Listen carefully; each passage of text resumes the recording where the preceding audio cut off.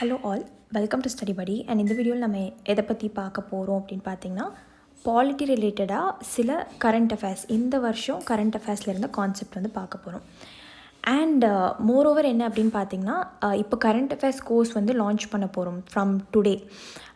இன்றைக்கி வந்து class 2 to 3 PM வச்சுருந்தோம். ஸோ நாளையிலேருந்து it will either be early morning. So 6:30, 7, 7:30, so 8க்குள்ளே வந்து கிளாஸஸ் வந்து வச்சு முடிச்சிடும், 1 hour ஆஃப் கிளாஸ். அண்ட் இல்லை அப்படின்னா காலையில் வைக்க முடியல அப்படின்னா நைட் 9 o'clock or 10 o'clock மேலே ஒரு 1 hour செஷன் வந்து இருக்கும். ஸோ இது எதுக்கு நாங்கள் லைவ் கிளாஸாக வைக்கிறோம் அப்படின்னு பார்த்துக்கிட்டிங்கன்னா, to make you guys more engaged. So இந்த லைவ் கிளாஸ் இருந்தால் மட்டும்தான் அந்த 1 hour நீங்கள் வந்து நம்மளோட கிளாஸ்க்கு செலவு பண்ணுவீங்க. ஸோ வந்து உட்காரணும் அப்படிங்கிறது. ரெக்கார்டட் வீடியோஸாக ப்ரொவைட் பண்ணலாம். பட் ஏன் வந்து நாங்கள் இதை ரெக்கார்டட் வீடியோஸாக ப்ரொவைட் பண்ணலைன்னா, எப்போ வேணாலும் பார்த்துக்கலாம் அப்படிங்கிற ஒரு ஆப்ஷன் இருக்கிறனால நீங்கள் ஸ்கிப் பண்ணிட்டு போகிறதுக்கு நிறைய சான்சஸ் இருக்குது. ஸோ அதனால் அந்த டெய்லியும் அந்த 1 hour உங்களுக்கு நீங்கள் என்ன பண்ணாலும் எல்லா ஒர்க்கையும் தள்ளி வச்சுட்டு இதுக்கு ஒரு 1 hour கான்ட்ரிபியூட் பண்ணிங்கன்னா கரண்ட் அஃபேர்ஸ் மேலே உங்களுக்கு ஒரு கான்ஃபிடென்ஸ் வரும்.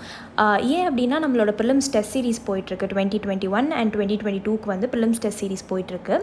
ஸோ இதில் நம்மளோட ஸ்டூடெண்ட்ஸ் ஃபேஸ் பண்ணுற ப்ராப்ளம்ஸ் என்னென்னு பார்த்தீங்கன்னா, ஸ்டாட்டிக் ஓகே அப்படிங்கிறது சொல்கிறாங்க. பட் எல்லாரும் கேட்குற டவுட்ஸ் என்னென்னா, கரண்ட் அஃபேர்ஸ் எப்படி பார்க்குறது, எங்கேருந்து பார்க்குறது, ஏது பார்க்குறது, அவங்களுக்கு இன்னும் அந்த கரண்ட் அஃபேர்ஸில் அந்த கான்ஃபிடென்ஸ் வரல. அதனால தான் வந்து இதை கோர்ஸாக லான்ச் பண்ணலான்னு பிளான் பண்ணியிருக்கோம். அண்ட் மோரோவர் இப்போ வந்து பாலிட்டி கவர் பண்ணிகிட்ருக்கோம். ஸோ நெக்ஸ்ட்டு இந்த 1 monthக்கு வந்து பாலிட்டி முடிஞ்ச அளவுக்கு வந்து தேர் ஆர் 315 pages. ஸோ இந்த 1 yearோட கரண்ட் அஃபேர்ஸே பார்த்திங்கன்னா 315 பேஜ் இருக்குது. அதை இந்த மந்த் 20 daysக்குள்ளே வந்து முடிக்க ட்ரை பண்ணோம். அதுக்கப்புறம் எக்கனாமிக்ஸ் எடுக்கலான்னு பிளான் பண்ணியிருக்கோம். ஸோ ஆல்ரெடி எக்கனாமிக்ஸ் கோர்ஸில் ஜாயின் பண்ணவங்களுக்கு நம்மளோட கோர்ஸ் வந்து ஃப்ரீ. பட் இன்கேஸ் நீங்கள் நம்மளோட கரண்ட் அஃபேர்ஸில் ஜாயின் பண்ணணும்னு நினச்சிங்கன்னா 200 rupees காஸ்ட் ஆகுது இந்த 1 month கரண்ட் அஃபேர்ஸ்க்கு. சரிங்களா? ஓகே, நம்ம டாபிக் உள்ள போயிடலாம். டெய்லி 1 hour கிளாஸ் இருக்கும், மிஸ் அவுட் பண்ணிடாதீங்க. ஓகே, ஸோ இந்தியன் பாலிட்டி வந்து பார்க்க போகிறோம், கரண்ட் அஃபேர்ஸ். சரிங்களா? ஓகே, நம்ம இப்போது டீட்டெயில்டாக பார்ப்போம். ஸோ இப்போது இந்த வீடியோவில் நம்ம எதெல்லாம் கவர் பண்ண போகிறோம்னா, பேசிக் ஸ்ட்ரக்சர்னால் என்ன, ஏன்னா இதெல்லாம் previous year UPSC questions. Right to life and right against exploitation பற்றி பார்க்க போகிறோம். Right to work and next thing article 32 constitutional remedies, அதை பற்றி பார்க்க போகிறோம். And election to legislative council. நார்மலாக நீங்கள் லோக்சபா அதுக்கப்புறம் ராஜ்யசபா எலெக்ஷன்ஸ் நான் இப்போ தான் எடுத்திருந்தேன். பிரசிடென்ட்டோட எலெக்ஷன் எப்படி நடக்குது அப்படிங்கிற மாதிரி proportional representation by means of single transferable vote. அதை நீங்கள் பார்க்கல அப்படின்னா ஒரு 3 வீடியோ கீழே போய் பார்த்தீங்கன்னா இருக்கும். அண்ட் ஸோ இது வந்து லெஜிஸ்லேட்டிவ் கவுன்சிலுக்கு எப்படி எலெக்ஷன் நடக்குதுன்னு நிறைய பேருக்கு தெரியாது. ஸோ அந்த கான்செப்ட் வந்து நம்ம பார்ப்போம். இப்போ ஃபஸ்ட்டு வந்து நம்ம பேசிக் ஸ்ட்ரக்சர்னால் என்ன அப்படிங்கிறது டீகோட் பண்ணிடுவோம். சரிங்களா? ஓகே, ஸோ பேசிக் ஸ்ட்ரக்சர்னால் என்ன அப்படிங்கிறது பார்த்தீங்கன்னா, 1 second guys. Okay, so basic ஸ்ட்ரக்சர்னால் என்ன அப்படின்னா, கேசவநந்தா பாரதி கேஸ் வந்து நீங்கள் கேள்விப்பட்டிருப்பீங்க. 1 second. ஸோ கேசவநந்தா பாரதி கேஸில் என்னென்னா, the petitioner of the landmark ruling in which the supreme court announce the basic doctrine was dead. So basic டாக்ட்ரின்னா என்ன அப்படிங்கிறதே வந்து நிறைய பேருக்கு கிளியராக இருக்காது. பட் இதில் வந்து கிளியர் பண்ணிடுவோம். நான் கடைசியில் கேசவநந்தா பாரதி கேஸ் 1975 நடந்ததை பற்றி சொல்கிறேன். பட் அதுக்கு முன்னாடி வில் டீல் வித் சம்திங். ஓகேங்களா? ஸோ கான்செப்ட் என்னென்னா, 13 judge bench was set up by the Supreme Court. So supreme court வந்து இதுதான் வந்து ஹையஸ்ட் நம்பர் ஆஃப் ஜட்ஜஸ் உட்காந்த பெஞ்சுன்னு சொல்லுவாங்க. The biggest so far, and the case was primarily about the extent of parliament's power to amend the constitution. இப்போ parliament வந்து கான்ஸ்டியூஷனை எதை நினச்சாலும் amend பண்ணிடலாமா அப்படிங்கிறது தான் வந்து கொஷின். ஏன்னா நம்ம பார்லிமெண்ட் வந்து ஏன்னா நம்ம கான்ஸ்டியூஷன் வந்து இட்ஸ் நாட் ஃபிக்ஸ்டு, ரிஜிடும் கிடையாது, ஃபிக்ஸ்டும் கிடையாது. இட்ஸ் சம்வேர் இந்த மிடில். சில கான்செப்ட்ஸை நம்மளால் அமெண்ட் பண்ண முடியும், நம்ம கான்ஸ்டியூஷனை மாற்ற முடியும் சில ப்ரொவிஷன்ஸை. பட் சில ப்ரொவிஷன்ஸை மாற்ற முடியாது. ஸோ அதுலேருந்து தான் வந்து இந்த பேசிக் ஸ்ட்ரக்சருங்கிற ஒரு விஷயம் இவால்வ் ஆகி வருது. சரிங்களா? First the court was reviewing a 1967 decision in Golaknath versus State of Punjab which had ruled the parliament cannot amend the fundamental rights. இப்போது 1975 நடந்த 73 நடந்த கேசவநந்தா பாரதி கேஸ்க்கு முன்னாடி 1967 Golaknath versus state of Punjab கேஸில் நடக்கும். அந்த கேஸில் என்ன சுப்ரீம் கோர்ட் ரூல் அவுட் பண்ணியிருப்பாங்க அப்படின்னு பார்த்துக்கிட்டிங்கன்னா, ஃபண்டமெண்டல் ரைட்ஸ் மேலே கை வைக்கக்கூடாது, பார்லிமெண்ட் அமெண்ட் பண்ண முடியாது, அந்த கான்செப்ட்ஸ் அமெண்டே பண்ண முடியாது அப்படின்ற மாதிரி சொல்லியிருப்பாங்க. Second, the court was deciding the constitutional validity of several other amendments.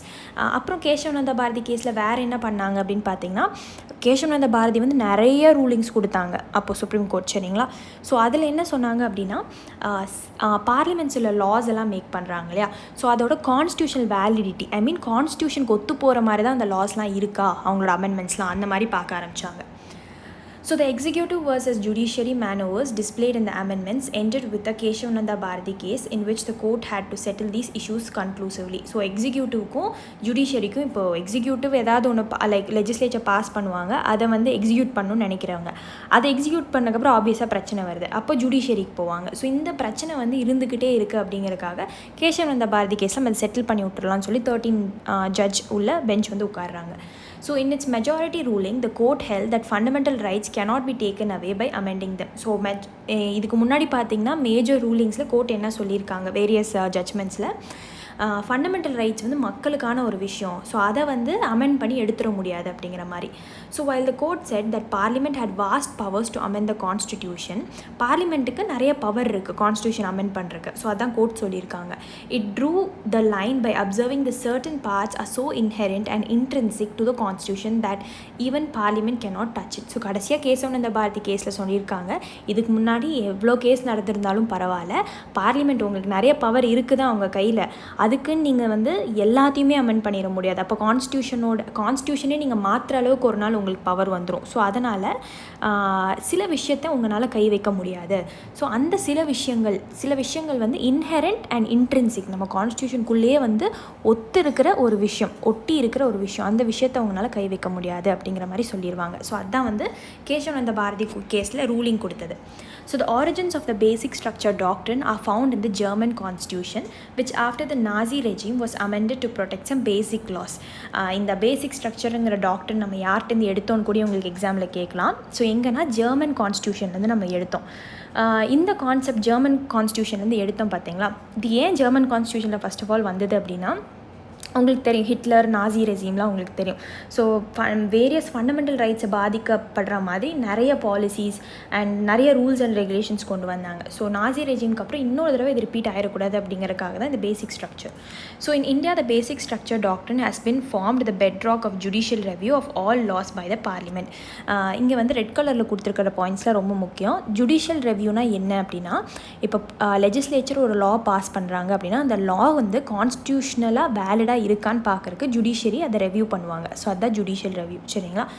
So இந்த பேசிக் ஸ்ட்ரக்சர் அப்படிங்கிற ஒரு விஷயம் வந்து இட்ஸ் அ டாக்ட்ரின், சரிங்களா, has form the bedrock of judicial review. Judicial ரெவ்யூனா இப்போது ஒரு விஷயம் பேசிக் ஸ்ட்ரக்சராக இருக்குன்னா அதை பார்லிமெண்ட் அதை எடுத்து அமெண்ட் பண்ண முடியாது. ஸோ அதை ஜுடிஷியல் ரெவ்யூ பண்ணி நீங்கள் இதில் கை வைக்க முடியாது அப்படிங்கிற மாதிரி சுப்ரீம் கோர்ட் சொல்லுவாங்க.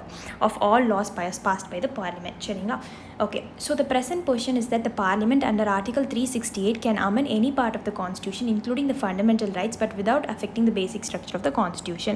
இது previous year UPSC question. So ஒரு லைனும் இதில் முக்கியம், ஒரு பாயிண்ட்டும் முக்கியம், ரிப்பீட் பண்ண மாட்டாங்கன்னு நினைக்காதீங்க. UPSC has the tendency to repeat questions. So questions என்னென்ன அப்படிங்கிறத மட்டும் தெரிஞ்சுக்கோங்க. ஓகே, ப்ரீவியஸ் இயர் கொஷின்ஸ் பார்க்குறது இதனால தான் ரொம்ப முக்கியம். அப்போ தான் உங்களுக்கு எது படிக்கணும் அப்படிங்கிறது தெரியும். அண்ட் லாஸ்ட் 3 to 4 இயர்ஸோட ட்ரெண்ட் பார்த்துக்கிட்டே இருங்க.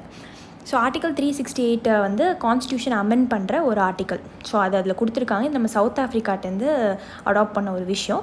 ஸோ இதில் என்ன சொன்னாங்க அப்படின்னா, பார்லிமெண்ட் எந்த கான்செப்ட்ஸை வேணாலும் கான்ஸ்டியூஷன்லேருந்து அமெண்ட் பண்ணலாம், இன்க்ளூடிங் ஃபண்டமெண்டல் ரைட்ஸ். ஆனால் ஃபண்டமெண்டல் ரைட்ஸ்குள்ளேயும் பேசிக் ஸ்ட்ரக்சர்னு ஒன்று இருக்குது. சில பாயிண்ட்ஸ் எல்லாம் பேசிக்காக இருக்கும், அதை நீங்கள் வந்து தொட முடியாது. எதெல்லாம் நாங்கள் பேசிக்னு சொல்கிறோமோ அதை நீங்கள் தொடக்கூடாது பார்லிமெண்ட் அப்படிங்கிற மாதிரி சுப்ரீம் கோர்ட் சொல்லிட்டாங்க. However, the Supreme Court is yet to define or clarify as to what constitutes the basic structure of the constitution. இப்போது பேசிக் ஸ்ட்ரக்சர்னால் என்ன அப்படிங்கிறது சுப்ரீம் கோர்ட் சொல்லிட்டாங்களா இல்லையா அப்படிங்கிறது தான் பேச்சு. இதுவும் ப்ரீவியஸ் இயர் யூபிஎஸ்சி கொஸ்டின். இப்போ வந்து இதில் என்ன நீங்கள் கன்க்ளூஷனுக்கு வரணும் அப்படின்னா, இன்னும் சுப்ரீம் கோர்ட் வந்து இதுதான் பேசிக் ஸ்ட்ரக்சர்னு சொல்ல கிடையாது. ஸோ ஒரு கேஸ் மூலியமாக தான் எடுத்து பேசிக் ஸ்ட்ரக்சருக்குள்ளே போட்டிருக்காங்க. இது ஒரு உண்டியல் மாதிரி வச்சுக்கோங்க. இப்போ உண்டியலில் வந்து டெய்லி வந்து 5 ரூபா 10 ரூபா 100 ரூபான்னு போடுறீங்களே, அதே மாதிரி தான் சுப்ரீம் கோர்ட் வந்து எதெல்லாம் அவங்க பேசிக் ஸ்ட்ரக்சர்னு நினைக்கிறாங்களோ அதெல்லாம் வந்து ஒரு உண்டியலுக்குள்ளே போட்டுகிட்டே இருப்பாங்க. ஸோ அதை வந்து பார்லிமெண்ட் லேட்டர் தொடக்கூடாது, சரிங்களா. அதுதான் பேசிக் structure. So, from the various judgments, the following have emerged as basic feature of the constitution or elements, components, ingredients of the basic structure of the constitution. So, அப்படி உண்டியலில் போட்டாங்க பார்த்தீங்களா supreme court.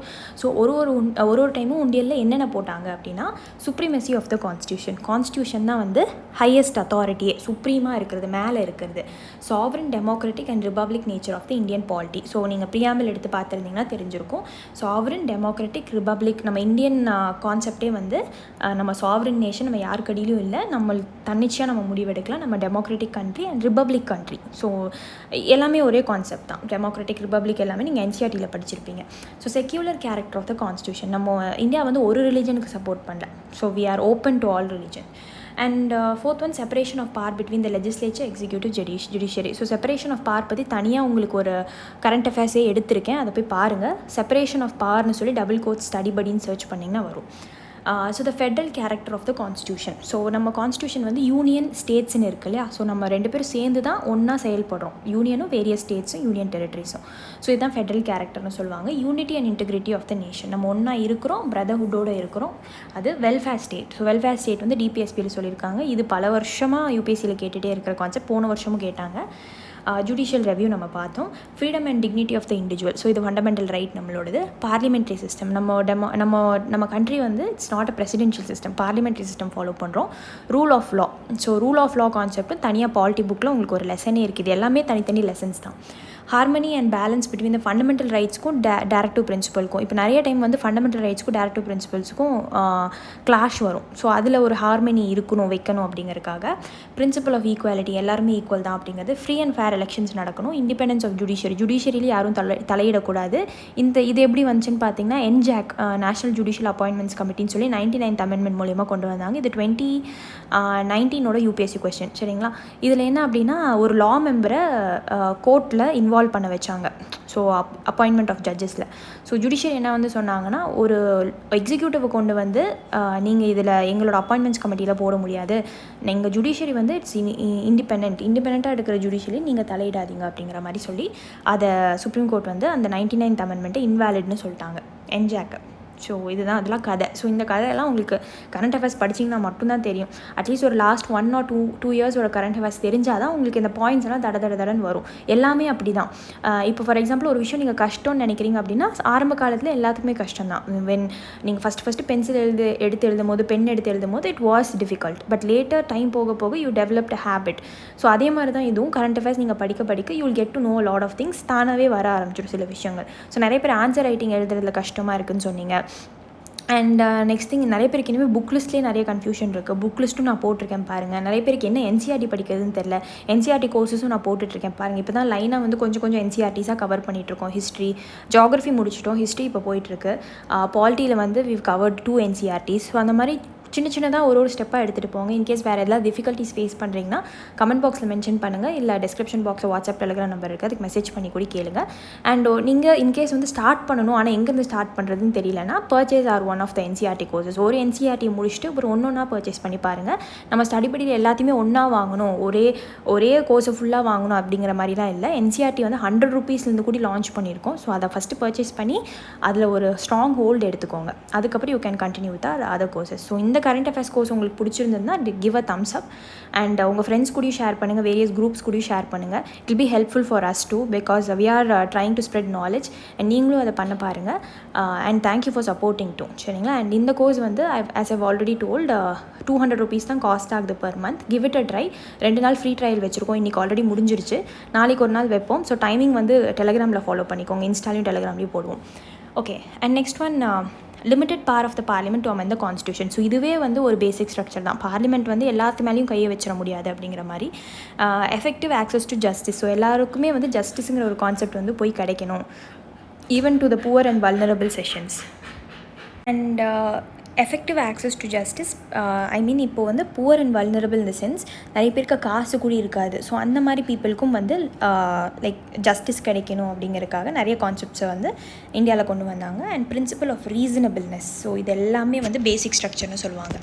So அதோட இந்த basic structure concept நீங்கள் clear ஆகிருப்பீங்க அப்படின்னு நம்புகிறேன். Next one, right to life and right against exploitation. So இது வந்து ப்ரீவியஸ் இயர் யூபிஎஸ்சி கொஸ்டின். எல்லாமே இப்போ நம்ம பார்க்குறது எல்லாமே previous year UPSC question relate ஆன டாபிக்ஸ் தான். இப்போ கான்டெக்ட் பார்த்தீங்கன்னா, the Supreme Court on Thursday squashed the Gujarat government's notification granting temporary relaxations to employers on certain conditions related to working hours and payment of wages under the Factories Act of 1948. So supreme court வந்து என்ன பண்ணாங்கன்னா, Gujarat government ஒரு notification release பண்ணியிருக்காங்க. Temporary relaxation அப்படிங்கிறது வந்து permanent கிடையாது. ஒரு short time பீரியடுக்கு எம்ப்ளாயர்ஸ்க்கு, குஜராத்தோட state எம்ப்ளாயர்ஸ்க்கு என்ன பண்ணியிருக்காங்கன்னா சில ரிலாக்ஸேஷன்ஸ் கொடுத்துருக்காங்க ரிலேட்டட் டு ஒர்க்கிங் ஹவர்ஸ். இவ்வளோ ஹவர்ஸ் ஒர்க் பண்ணணும், இவ்வளோ பேமெண்ட் ஆஃப் வேஜஸ் தான் இவ்வளோ தான் இருக்கும் அப்படிங்கிற மாதிரி ஃபேக்ட்ரிஸ் ஆக்ட் கடியில் அமெண்ட்மெண்ட் கொண்டு வந்து ரிலாக்ஸ் பண்ணியிருக்காங்க. So the court observed that the notifications is denying humane working conditions and overtime wages. So ரொம்ப ஹவர்ஸ் வந்து ஒர்க் பண்ணுறதுனால அது ஹியூமன் கண்டிஷன்ஸ் கிடையாது. அண்ட் ஓவர் டைம் வேஜஸ், இப்போ அதிகமாக ஒர்க் பண்ணிங்கன்னா உங்களுக்கு இவ்வளோ காசு தருவோம் அப்படிங்கிற மாதிரி provided by law or and afforded to the workers. So இப்படி வந்து ஓவர் டைம் ஒர்க் பண்ணாலும் அவங்களுக்கு போய் காசு சேரணும். ஸோ இது வந்து right to life and right against forced லேபருக்கு அகேன்ஸ்டாக இருக்கிறது. That are secured by article 21 right to life and forced labour வந்து ஆர்டிகல் 23. இது வந்து ஆப்வியஸாக நீங்கள் அவங்க முடியாதுன்னு சொன்னாலும் கவர்மெண்ட் பாஸ் பண்ணியிருக்கிற ஒரு லா. ஸோ இதை நீங்கள் ஃபாலோ பண்ணி தான் ஆகணும். லைக் ஓவர் ஒர்க்கிங் ஹவர்ஸ் வந்து நிறையா இருந்தது அண்ட் இன்னும் அதிகமாக கொஞ்சம் ஒர்க் பண்ணிங்கன்னா உங்களுக்கு எவ்வளோ பேமெண்ட் தருவோம் அப்படிங்கிற மாதிரிலாம் இருக்குது அப்படின்னா ஆப்வியஸாக எம்ப்ளாயீஸ் வந்து ஒர்க் பண்ண தான் செய்வாங்க. Employees okay. ஸோ இதில் என்ன சொல்லியிருக்காங்கன்னா, ஆர்டிக்கல் கான்செப்ட் என்ன பார்க்க போகிறோன்னா, ஆர்டிகல் 21, 23. ஸோ 21 வந்து is a protection of life and personal liberty. So no person shall be deprived of his life or personal liberty except according to procedure established by law. So ஒருத்தனோட லைஃபையோ personal லிபர்ட்டியோ நீங்கள் கெடுக்கக்கூடாது. But நம்ம லாவில் சில concepts இருக்குது. இப்போ ஒருத்தவங்க கொலை பண்ணுறாங்க அப்படின்னா கோர்ட்டுக்கு வந்து அவங்களுக்கு தண்டனை கொடுக்கறதுக்கு உரிமைகள் இருக்குது. ஸோ அந்த procedure establish by law follow பண்ணி தண்டனை கொடுக்கலாம். பட் தன்னிச்சையாக வந்து இவனோட லைஃப்பை நான் எடுக்கணும் அப்படிங்கிற மாதிரி யாரும் எடுக்க முடியாது. So article 21 applies to natural persons. So natural person the right is available to every person, citizen or alien. Thus even a foreigner can claim this right. So உங்கள்ட்ட ஒரு கொஸ்டின் கேட்குறேன், நம்ம ஃபண்டமெண்டல் ரைட்ஸ்லாம் எதெல்லாம் வந்து நம்ம சிட்டிசன்ஸ்க்கு மட்டும் இருக்குது, எதெல்லாம் வந்து ஃபாரினர்ஸ்க்கு இருக்குது அப்படிங்கிற மாதிரி கமெண்ட் பண்ணுங்கள். இங்கே ஒரு ஆர்டிக்கல் பார்த்துட்டோம். Right to life and personal லிபர்ட்டிங்கிறது ஒரு ஃபாரினருக்கும் இருக்கிற ஒரு கான்செப்ட் தான். ஸோ 21 ஃபாரினருக்கும் வரும். 23 பாருங்கள், provides for the prohibition of traffic in human beings and forced labor. So forced labor, begging, அதுக்கப்புறம் ஒருத்தனை வந்து டிராஃபிக்கிங் பண்ணக்கூடாது. அவனை கடத்திட்டு போய் வேற ஒரு இடத்துல போய் அவன் கண்ணை நோண்டி காதை நோண்டி அவனை பிச்சை எடுக்க வைக்கிறதுலாம் பண்ணக்கூடாது. So traffic in human beings and beggar and other similar forms of forced labor are prohibited and any contravention of this provision shall be offense punishable in accordance with law. அப்படி பண்ணாங்க அப்படின்னா it is according to the law தப்பு. So punish பண்ணணும் அந்த பர்சனை. So nothing in this article shell prevent the state from imposing compulsory service for public purpose and in imposing such service the state shall not make any discrimination on the grounds of religion, race, caste or class or any of them. So இந்த article 23 படி state வந்து எந்த compulsory சர்வீஸஸும் எடுத்துகிட்டு வரலாம். Begging பண்ணக்கூடாது, இல்லை வந்து trafficking நடக்கக்கூடாது அப்படிங்கிறதுக்காக லா கொண்டு வரலாம். சரிங்களா? அண்ட் இப்படி கொண்டு வரது வந்து யாரையும் டிஸ்கிரிமினேட் பண்ணாத மாதிரி இருக்கணும். ஸோ அந்த கிரவுண்ட்ஸ் ஆஃப் ரிலீஜனோ, ரேஸோ, காஸ்ட்டோ, கிளாஸோ இல்லை எதுவுமே டிஸ்கிரிமினேட் பண்ணாமல் காமனாக வந்து ஒரு லா எடுத்துகிட்டு வரணும் அப்படின்னு சொல்கிறாங்க. ஸோ அவ்வளோதான் அந்த article. So right to work பாருங்கள். So the lockdown enforce to control COVID-19 led to huge job நிறைய பேர் லூஸ் பண்ணாங்க. ஸோ இந்த context MNREGA and right to work has become very important. So MGNREGA scheme கேள்விப்பட்டிருப்பீங்க, Mahatma Gandhi national rural employment guarantee act. So இதில் வந்து உங்களுக்கு right to work அப்படிங்கிற ஒரு கான்செப்டும் நீங்கள் படித்தாகணும். கான்செப்ட் பாருங்கள். Status of right to work. So the Universal Declaration of Human Rights and the International Covenant on Economic, Social and Cultural Rights, both of which were acceded by India. So India வந்து இது ரெண்டுக்குமே ஒத்துக்கிட்டோம். Universal Declaration of Human Rightsum, Economic, Social and Cultural Rightsum. So நம்ம ஆர்டிக்கலில் இது எங்கெங்கெல்லாம் reflect ஆகுதுன்னா article 23 and article 6 சரிங்களா respectively recognise the right to work in an employment of one's choice. So இது வந்து article 23 article 6 of the universal டெக்ளரேஷனில் இருக்குது. So right to work வந்து is in an employment of one's choice and the state's responsibility safeguard is right. So ஒருத்தன் நினச்சான் அப்படின்னா எங்கே வேணாலும் ஒர்க் பண்ணலாம். He has the right to work and அந்த ரைட் டு ஒர்க்கை வந்து நம்ம ஸ்டேட், நம்ம கவர்மெண்ட் வந்து பாதுகாக்கணும். சரிங்களா? So right to work in Indian constitution பார்த்தீங்கன்னா the Indian Constitution does not explicitly recognize the right to work as a fundamental right. Right to work நம்ம ஃபண்டமெண்டல் ரைட்டில் right to speech and expression மாதிரி இருக்கான்னு பார்த்தீங்கன்னா இல்லை, எக்ஸ்பிளிசிட்டாக இல்லை. But it has placed in part 4. But fundamental ரைட்டில் இல்லைனாலும் directive பிரின்சிபலில் இருக்குது. ஸோ கவர்மெண்ட் நம்மளுக்கு பண்ணி கொடுக்க வேண்டிய சில விஷயத்தில் இருக்குது.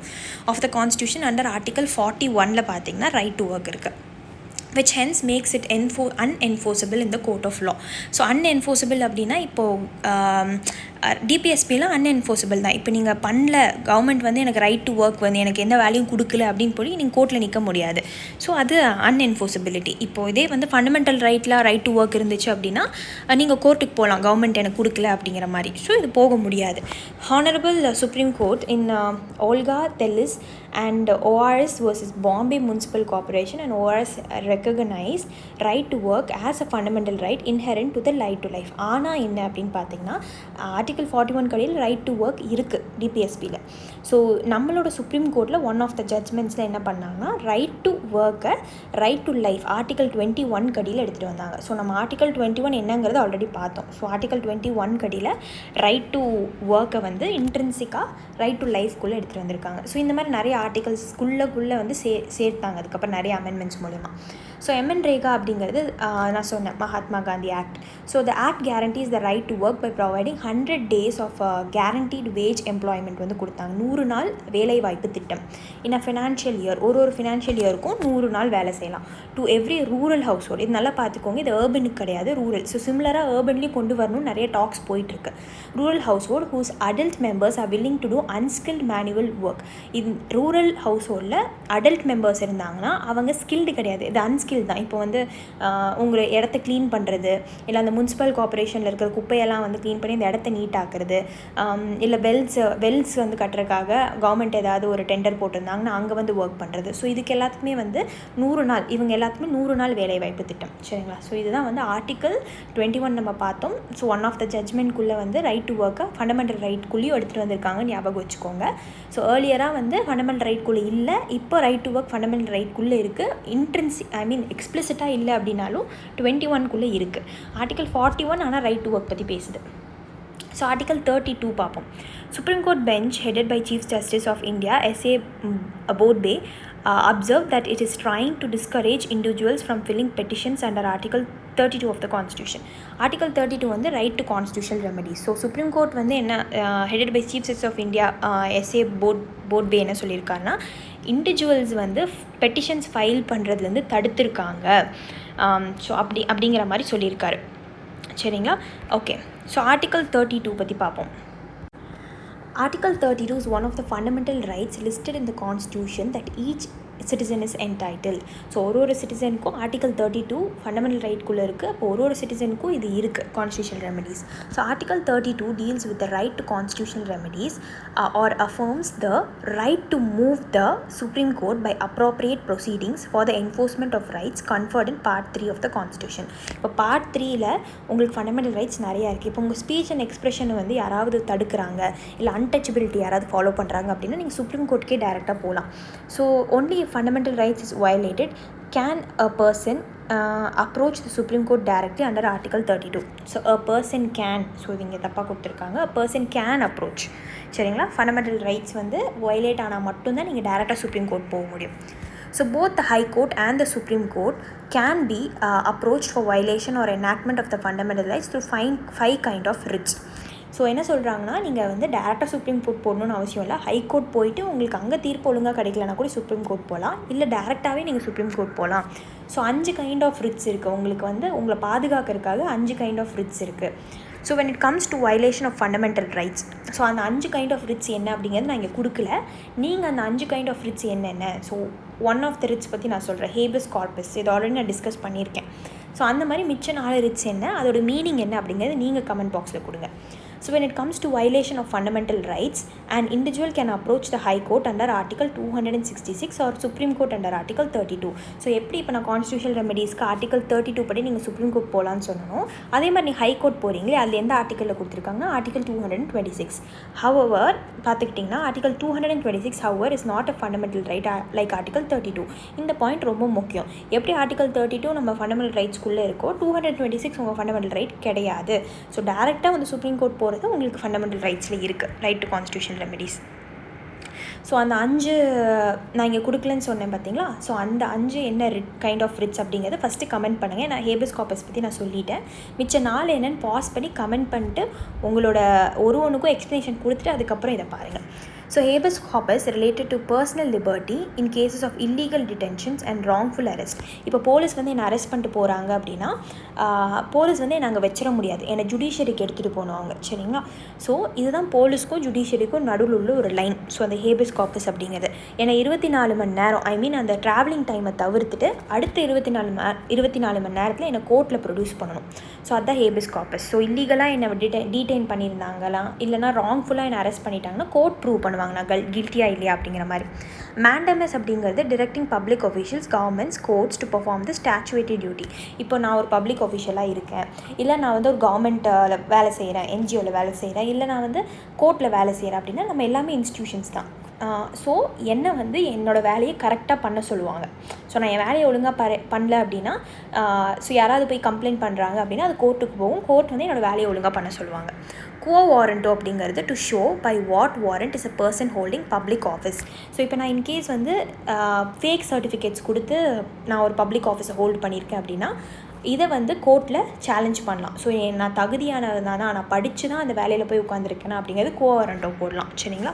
ப்ராஹிபிஷன் அப்படிங்கிறது directing judicial or quasi judicial authorities to stop proceedings which it has no jurisdiction for. For example judicial அப்படிங்கிறது கோர்ட்ஸ் இருக்குது. இப்போ ஹை கோர்ட் போய் சுப்ரீம் கோர்ட்டோட ஜூரிஸ்டிக்ஷன், ஒரிஜினல் ஜூரிஸ்டிக்ஷனை எடுத்து இவங்க ஏதாவது ஒரு தீர்ப்பு கொடுத்தாங்கன்னா சுப்ரீம் கோர்ட் வந்து இதை பண்ணாதீங்க அப்படின்னு சொல்லுவாங்க. இல்லை வேரியஸ் குவாசி ஜுடிஷியல் அத்தாரிட்டிஸ் அப்படின்னா இப்போ ஃபினான்ஸ் கமிஷன் இவங்கெல்லாம் வந்து ஏதாவது டேக்ஸ் ரிலேட்டடாக ஏதாவது ஒரு விஷயம் சொல்கிறாங்க, ஆனால் அது அவங்க ஜுடிஸ்டிக்ஷனுக்கு வெளியில் இருக்குது, அது அவங்களோட தீர்ப்பே கிடையாது, அவங்க தீர்ப்பே கொடுக்கக்கூடாது அதுக்கு, ஆனால் கொடுத்துருக்காங்க அப்படின்னா கோர்ட் வந்து சுப்ரீம் கோர்ட் வந்து ஸ்டெப் இன் பண்ணி இதை நீங்கள் பண்ணக்கூடாது அப்படின்னு சொல்லுவாங்க, சரிங்களா. செட்டியோரரி அப்படிங்கிறது reexamination of an order given by judicial, quasi judicial or administrative authority. இப்போ ஒரு ஆர்டர் வந்து ஒரு ஜுடிஷியல் இப்போ ஹைகோர்ட் வந்து ஒரு ஆர்டர் கொடுத்துருக்காங்க, இல்லை ஏதாவது ஒரு குவாசி ஜுடிஷியல் அத்தாரிட்டி ஒரு ஆர்டர் கொடுத்துருக்காங்க, இல்லை அட்மினிஸ்ட்ரேட்டிவ் அத்தாரிட்டிஸ் அட்மினிஸ்ட்ரேஷனில் இருக்காங்க பார்த்தீங்களா, அவங்களே வந்து ஏதாவது ஆர்டர் கொடுத்துருக்காங்க அப்படின்னா அதை இன்கேஸ் அது தப்பாக ஃபீல் ஆகுது அப்படின்னா சுப்ரீம் கோர்ட் வந்து லைக் அண்டர் த செட்டியோரி கடியில் ரீஎக்ஸாமின் பண்ணுவாங்க, இது கரெக்டாக தப்பா அப்படிங்கிற மாதிரி, நார்மலாக ஜுடிஷியல் ரிவ்யூ மாதிரின்னு வச்சுக்கோங்களேன். ஸோ இதுதான் அந்த 5. ஸோ உங்களுக்கு ஏதாவது ஒரு நல்ல எக்ஸ்பிளேஷன் இருக்குது, இதை விட லைக் ஃபர்தராக நல்ல எக்ஸ்பிளேஷன் இருக்குது, இல்லை எக்ஸாம்பிளோட உங்களால் கொடுக்க முடியும் அப்படின்னா கமெண்ட் பாக்ஸில் மென்ஷன் பண்ணுங்கள். So last article election to legislative council பற்றி பார்க்க போகிறோம். Okay fine. ஸோ இதில் என்ன சொல்லியிருக்காங்கன்னு பார்ப்போம். கான்செப்ட். ஸோ ஆர்டிக்கல் 169 கேள்விப்பட்டிருப்பீங்க. So the parliament can abolish a legislative council. Parliament நினச்சாங்க அப்படின்னா ஒரு லெஜிஸ்லேட்டிவ் கவுன்சிலை அபாலிஷ் பண்ணலாம், ஆல்ரெடி இருந்தது அப்படின்னா, வேர் இட் ஆல்ரெடி எக்ஸிஸ்ட். ஸோ ஒரு ஸ்டேட்டில் உங்களுக்கு எப்படி சென்டரில் பார்லிமெண்ட்டில் லோக்சபா ராஜ்யசபான்னு இருக்கும், அது மாதிரி ஒரு ஸ்டேட்டில் லெஜிஸ்லேட்டிவ் அசம்பிளி இருக்கும், லெஜிஸ்லேட்டிவ் கவுன்சில் இருக்கும். Legislative assembly is equal to Lok Sabha, legislative council is equal to Rajya Sabha. So எல்லா ஸ்டேட்லேயும் லெஜிஸ்லேட்டிவ் கவுன்சில் இருக்குமான்னு பார்த்தீங்கன்னா இல்லை. ஸோ ஒரு ஸ்டேட் வந்து எனக்கு வேணும் லெஜிஸ்லேட்டிவ் கவுன்சில் அப்படின்னு நினச்சா வச்சுக்கலாம். ஸோ எந்தெந்த ஸ்டேட்ஸ்லாம் இந்தியாவில் இப்போ லெஜிஸ்லேட்டிவ் கவுன்சில் இருக்குதுன்னு சொல்லுங்கள். ஸோ அதுக்கு வந்து ட்ரிக் நான் ப்ளேலிஸ்ட்டில் போய் போட்டிருக்கேன், அதை போய் பாருங்கள், அந்த ட்ரிக்கை பார்த்துட்டு அப்புறம் இங்கே வாங்க. So how to remember states having legislative கவுன்சில்னு அது ஜம்மு அண்ட் காஷ்மீர் மட்டும் தவிர்த்துட்டு மிச்சத்தை ஞாபகம் வச்சுக்கோங்க, சரிங்களா. ஓகே, இப்போது ஆல்ரெடி ஒரு இடத்துல ஒரு ஸ்டேட்டில் இப்போ தமிழ்நாட்டில் வந்து லெஜிஸ்லேட்டிவ் கவுன்சில் இருக்குதுன்னு வச்சுக்கோங்க, ஆல்ரெடி இருந்தது நம்ம அபாலிஷ் பண்ணிட்டோம், சரிங்களா. ஸோ அப்போ வந்து பார்லிமெண்ட் அபாலிஷ் பண்ணலாம் or create it where it does not exist by a simple majority. இப்போ பார்லிமெண்ட் வந்து ஒரு ஸ்டேட்டில் லெஜிஸ்லேட்டிவ் கவுன்சில் வேணும்னு ஸ்டேட் டிசைட் பண்ணுறாங்க அப்படின்னா ஒரு சிம்பிள் மெஜாரிட்டி மூலயமா பார்லிமெண்ட் பாஸ் பண்ணி லெஜிஸ்லேட்டிவ் கவுன்சில் எடுத்துகிட்டு வரலாம். That is a majority of the members of each house present and voting. லோக்சபாலும் ராஜ்யசபாலும் ப்ரெசென்ட் அண்ட் ஓட்டிங் மட்டும் பண்ணால் போதும். If the legislative assembly of the concern state by special majority passes a resolution to that effect. So இப்போ தமிழ்நாட்டு state legislative assembly இருக்கும். இங்கே நம்ம special majority 2/3 of the members present and ஓட்டிங்னு இருக்கும் பார்த்தீங்களா, அண்ட் டோட்டல் மெம்பர்ஷிப். ஸோ அதை வச்சு என்ன பண்ணலாம் அப்படின்னா நம்ம ஃபஸ்ட்டு பாஸ் பண்ணிடணும். அதுக்கப்புறம் பார்லிமெண்ட் சிம்பிள் மெஜாரிட்டி மூலிமா பாஸ் பண்ணுவாங்க. இல்லை நம்மளுக்கு ஆல்ரெடி ஒரு லெஜிஸ்லேட்டிவ் கவுன்சில் இருக்குது அப்படின்னா பார்லிமெண்ட் சிம்பிள் மெஜாரிட்டி மூலிமா அதை அபாலிஷ் பண்ணிடுவாங்க. ஸ்பெஷல் மெஜாரிட்டின்னு என்னென்னு ஆல்ரெடி சொல்லிட்டேன். Implies a majority of the total membership of the assembly and majority of not less than 2/3 of the members of the assembly present and voting. இது நம்ம polity test சீரீஸில் நான் டீட்டெயிலாக எக்ஸ்பிளைன் பண்ணிட்டேன். ஸோ பாலிட்டி டெஸ்ட் சீரீஸில் join பண்ணவங்களுக்கு இது கிளியராக புரியும். ஸோ இப்போ லோக்சபாவில் வந்து 545 மெம்பர்ஸ் இருக்காங்கன்னா அவங்க தான் டோட்டல் மெம்பர்ஷிப். அந்த டோட்டல் மெம்பர்ஷிப்பில் வந்து and not less than 2/3 of the members present and voting. So 2/3 of the member யாரெல்லாம் இருக்காங்க அண்ட் ஓட் பண்ண போகிறாங்க அப்படின்னு டிசைட் பண்ணிட்டு அதில் 2/3 ஆஃப் த மெம்பர் சப்போர்ட் பண்ணும். சரிங்களா? காம்போசிஷன். ஸோ இப்போ article 171 of the constitution, the legislative council of a state shall not have more than 1/3 of the total strength of the state assembly and not less than 40 members. ரொம்ப முக்கியமான point இது. Previous year UPSC question. Article 171 படி என்னன்னு பார்த்துக்கிட்டிங்கன்னா நம்ம கான்ஸ்டியூஷன்லேயே கொடுத்துருக்காங்க. இப்போ ஒரு லெஜிஸ்லேட்டிவ் கவுன்சில் வந்து எஸ்டாப்ளிஷ் ஆக போகுது அப்படின்னா அதில் எவ்வளோ மெம்பர்ஸ் இருக்கணும்னா, இப்போ ஸ்டேட் அசம்பிளியில் தமிழ்நாடு ஸ்டேட் அசம்பிளியில் எவ்வளோ மெம்பர்ஸ் இருக்காங்களோ அதுலேருந்து 1/3. இப்போ 100 மெம்பர் இருக்காங்கன்னா 100/3 அதில் என்ன ஆன்சர் வருதோ அவ்வளோ மெம்பர்ஸ் தான் வந்து நம்மளோட ஸ்டேட் லெஜிஸ்லேட்டிவ் கவுன்சிலில் இருக்கணும். சரிங்களா? So should not have more than 1/3 of the total strength of the state assembly and not less than and 40 members கீழேயும் இருக்கக்கூடாது. இதை ஞாபகம் வச்சுக்கோங்க. It should have not have more than 1/3 of the மெம்பருக்கு மேலேயும் இருக்கக்கூடாது, 40 மெம்பருக்கு கீழேயும் இருக்கக்கூடாது. இந்த கான்செப்டை ஞாபகம் வச்சுக்கோங்க. So like the Rajya Sabha, the state legislative council is a continuing chamber that is a permanent body and is not subject to dissolution. ரொம்ப முக்கியம். லோக்சபாவில் மெஜாரிட்டி இல்லைன்னா நீங்கள் டிசால்வ் பண்ணிடலாம், அங்கே தான் கவர்மெண்ட் இருக்கும். சரிங்களா? அதே மாதிரி ராஜ்யசபா வந்து ஒரு பெர்மனெண்ட் ஒரு ஹவுஸ், அதை நீங்கள் டிசால்வ் பண்ண முடியாது. ஸோ எவ்ரி 2 years ஒன்ஸ் வந்து சில மெம்பர்ஸ் அதை விட்டு வெளியில் போயிடுவாங்க. சரிங்களா? ஸோ அதே மாதிரி லெஜிஸ்லேட்டிவ் அதில் எவ்வளோ மெம்பர்ஸ் வெளியில் போவாங்க நீங்கள் கமெண்ட் பாக்ஸில் கொடுங்க. ஸோ அதே மாதிரி லெஜிஸ்லேட்டிவ் கவுன்சிலில் பார்த்துக்கிட்டிங்கன்னா டிசல்யூஷனுக்கு தள்ளப்படாது. It's a permanent body. So the tenure of a member of the legislative council is 6 years. So legislative கவுன்சிலில் எவ்வளோ வருஷம் இருக்கலாம்? ராஜ்யசபா மாதிரியே வந்து 6 வருஷம் இருக்கலாம். With 1/3 of the members retiring every 2 years. So இதே கான்செப்ட் தான் ராஜ்யசபா இங்கே சொல்லிட்டாங்க பாருங்கள். 1/3 ஆஃப் த மெம்பர்ஸ் வந்து எல்லாம் 2 வருஷத்துக்கு ஒரு தடவை வெளியில் போயிட்டே இருப்பாங்க. சரிங்களா? இப்போ மேனர் ஆஃப் எலெக்ஷன் எப்படி வந்து ராஜ்யசபாவில் லெஜிஸ்லேட்டிவ் கவுன்சில் எலெக்ட் ஆகி வருவாங்கன்னா 1/3 ஆஃப் த எம்எல்சிஸ். ஸோ எப்படி லெஜிஸ்லேட்டிவ் அசம்பிளிஸில் எம்எல்ஏன்னு சொல்லுவோமோ அதே மாதிரி இதில் எம்எல்சிஸ்ன்னு சொல்லுவோம், are elected by the state MLAs. So நான் ப்ரொபோஷனல் ரெப்ரசன்டேஷன் சொன்னேன், அந்த கான்செப்டை பார்க்கலன்னா பார்த்துட்டு வாங்க. நான் சிமிலர் கான்செப்ட் தான் இது. சரிங்களா? ஸோ ஆல்ரெடி எம்எல்ஏஸ் தான் என்ன பண்ணுவாங்கன்னா இந்த எம்எல்சிஸ் எலெக்ட் பண்ணுவாங்க. சரிங்களா? So another 1/3 by a special electorate comprising. So 1/3 of the members யார் எலெக்ட் பண்ணுவாங்கன்னா, இப்போ டோட்டலாக 100 பேர் அப்படின்னா அந்த 100 பேரில் 1/3 ஆஃப் த மெம்பர்ஸ் இப்படி எம்எல்சிஸ் எலெக்ட் பண்ணி வருவாங்க. மிச்சம் வந்து பார்த்திங்கன்னா இன்னும் 1/3 ஆஃப் த மெம்பர்ஸ் வந்து ஸ்பெஷல் எலக்டரேட் வருவாங்க. எப்படின்னா sitting members of local government such as municipalities, district போர்ட்ஸ்லேருந்து வருவாங்க. இப்போ முனிசிபாலிட்டியில் ஆல்ரெடி உட்காந்துருப்பாங்க பார்த்தீங்களா லோக்கல் கவர்மெண்ட்டில். ஸோ அவங்க டிஸ்ட்ரிக்ட் போர்ட்ஸ்லேருந்து வருவாங்க. 1/12 by an electorate of teachers. So டீச்சர்ஸோட எலக்டரேட்ஸ்லேருந்து வருவாங்க, டீச்சர்ஸ் எலெக்ட் பண்ணுவாங்க. So 1/12 by the registered graduates.